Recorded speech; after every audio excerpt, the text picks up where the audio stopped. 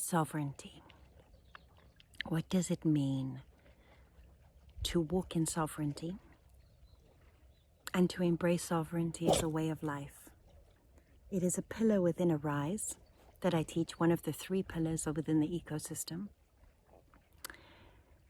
And it's one that is hard to wrap our brains around, especially because we haven't deliberately been taught that we are sovereign.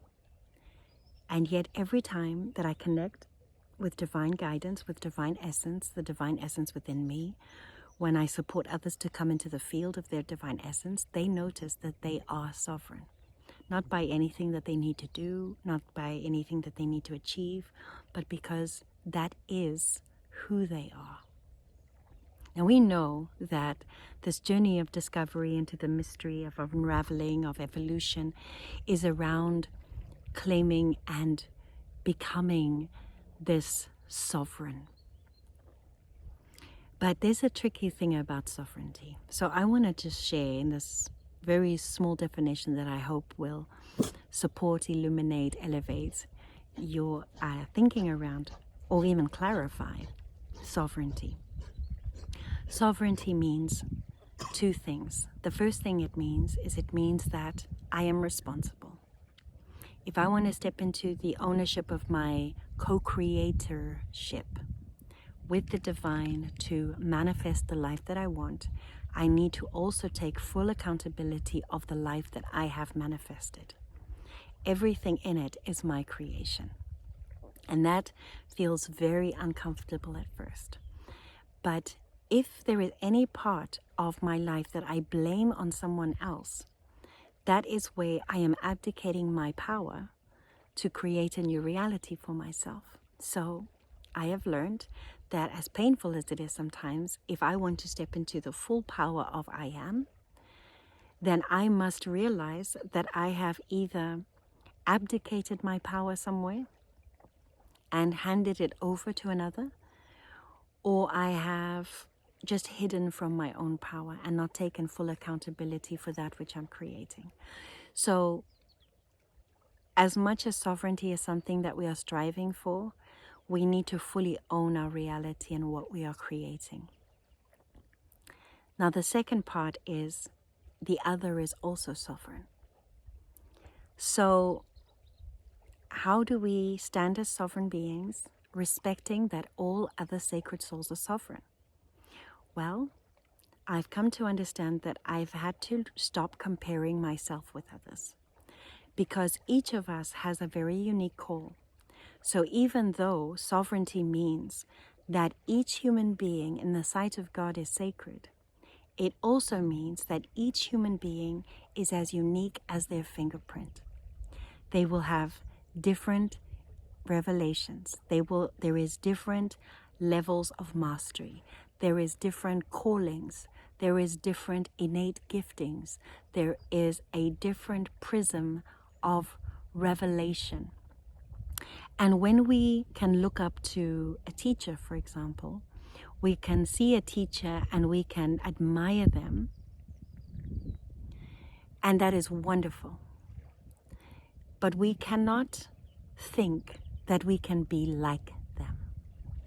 We glean, and I actually spoke to a beautiful brother who said to me one night in a very vulnerable, open moment, that one of the things that was disharmonizing his life was competition. He had an innate competition. He would see someone and he just needed to be the best. And I said to him, I really understand that, and I really have compassion for it, because from small, we have been taught that we need to be the best to survive, right? Survival of the fittest. And I said to him, this has been something that we have been taught and programmed and ingrained to believe.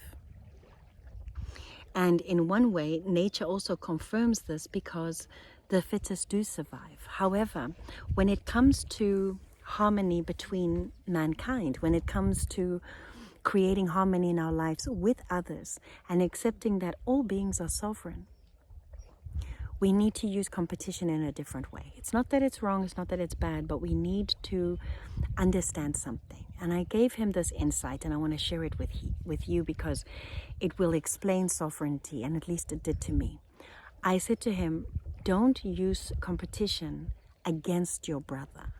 Rather look at him, and if he has attributes or she has attributes, knowledge, wisdom, abilities that you look up to, then give them honor, give them respect, and then go within yourself and go to the highest and say, oh, I would like to develop this in myself. For the parts that you have mastered, that maybe your brother, your sister has not, then serve them with those gifts and be an inspiration, be an example to others of what is possible also for them. But you see, when we use competition and comparison amongst each other, Master Jesus in sacred scripture said that this is foolishness. And it is foolishness because we are so unique. And we can spend a lifetime being argumentative and trying to be the best. And truly, we only need to be the best of who we are. And that is sovereignty. We have recently lost the longest standing sovereign that the world has ever known. Queen Elizabeth II was sovereign. And she was sovereign by birthright. She was sovereign by who she was in her bloodline. And also lived a life of service and duty and all the wonderful things that she accomplished. But she was also a human being. And I think her passing has stirred up sovereignty, even in our collective consciousness, to a higher degree. But again, in the world of the program, there was only one queen, when in truth, I believe every woman is a queen. Every man is a king. And we are queens and kings of our own creation. And we get to live the consequences of our collective world. Now, you may think, Lizette, whoa, that's big. And I'm not here to change the world. I'm not here to save the world. But I know I'm here to save my world and change my world. And this is where we must begin. But sovereignty isn't just about being a queen. It's about and being the boss. It's about also being responsible, accountable for the gifts that I'm given and for the life that I'm creating, the consequences I've created, and having compassion with myself, accepting that which I'm still learning. And all of us are still learning. All of us are still learning. So we can stand in this journey with full humility. Actually, the moment that we do not, we have already started to fail. We have already started to fall. Pride comes before the fall. Proverbs. Very wise. So there is no need to be prideful or, egoic about it. We need to evolve from this.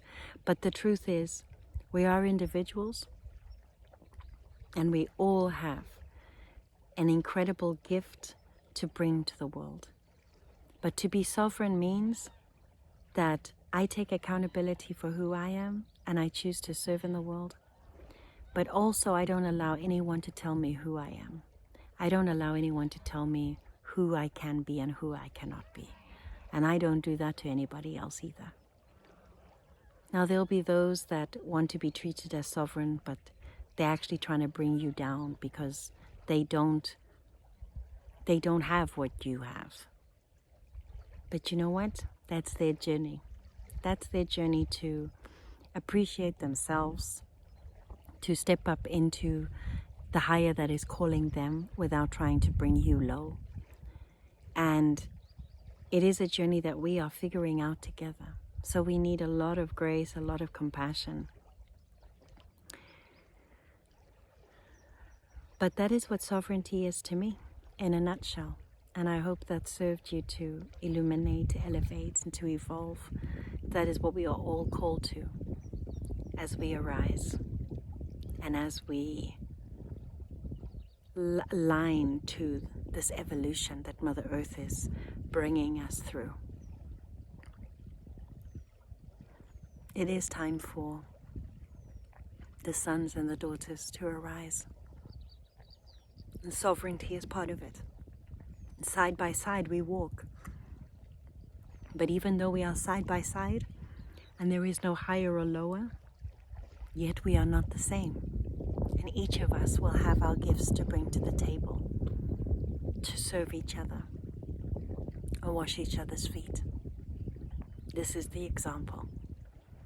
Beloved way showers, I thank you for your journey and all that you are. May you be blessed always.